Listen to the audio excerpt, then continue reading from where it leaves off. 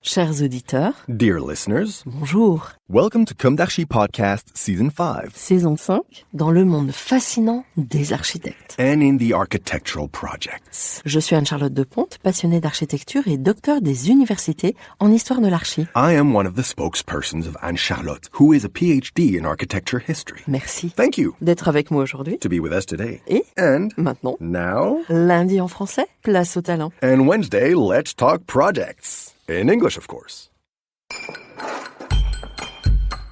Bienvenue dans Comme d'Archi.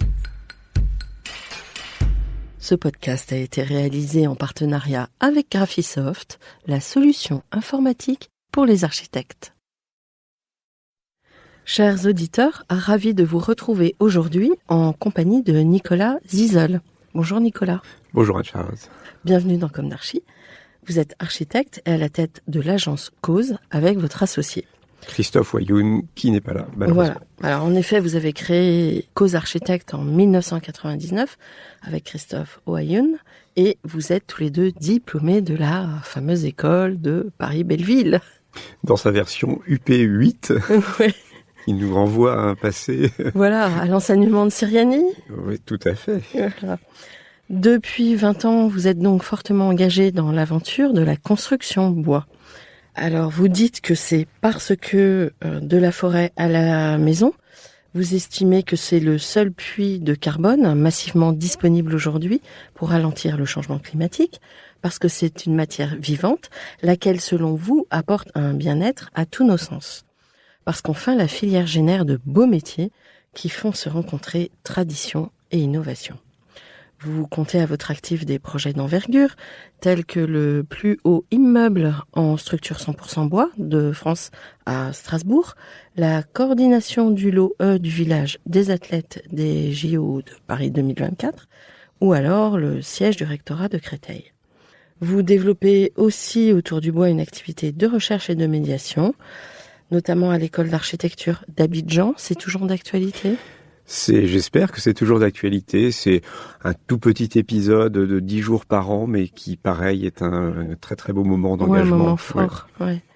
Et en 2022, avec un pavillon dans les jardins de la Villa Médicis à Rome et des installations à l'Institut français et à la Villa Kujoyama de Kyoto, que vous avez construit vous-même. En 2023, vous participez à l'organisation du congrès Woodrise.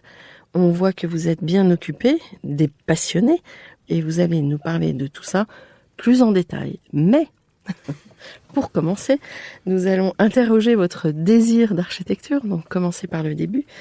Quel est votre parcours ? Quelle a été votre jeunesse ? Où s'est ancrée cette envie d'architecture ?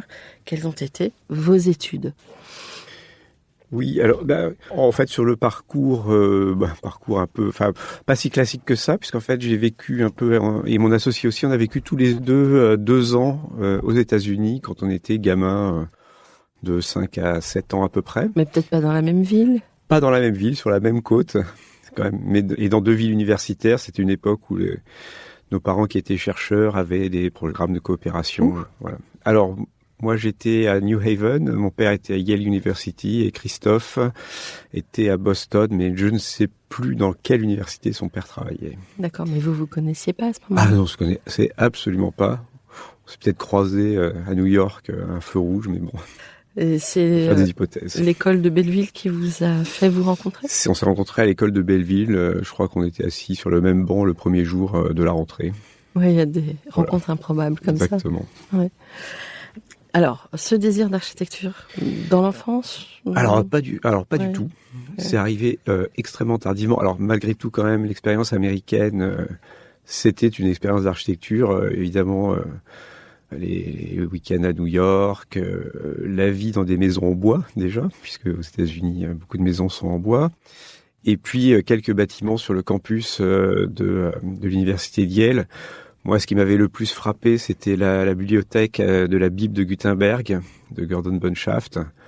Voilà, une espèce de cube d'albâtre. On s'en passe dessous, c'est massif, c'est impressionnant. Et dedans, on est baigné dans une lumière un peu irréelle, avec le petit cube transparent qui contient la Bible en hauteur. Ça, c'est une image très très frappante. Et de façon assez amusante, plusieurs années après, je suis retourné à Yale, sur le campus, et on fait les études d'architecture, et moi, je voulais absolument voir le petit bâtiment de Louis Kahn. Je suis arrivé devant et je me suis dit, ah mais c'est le machin que je trouvais absolument immonde quand j'étais gosse. Voilà, comme quoi les goûts changent énormément, la culture aussi amène un peu à reconsidérer. Puis le regard. Retrouvez l'intégralité de cet épisode sur Apple Podcast, Acast, Deezer, Spotify.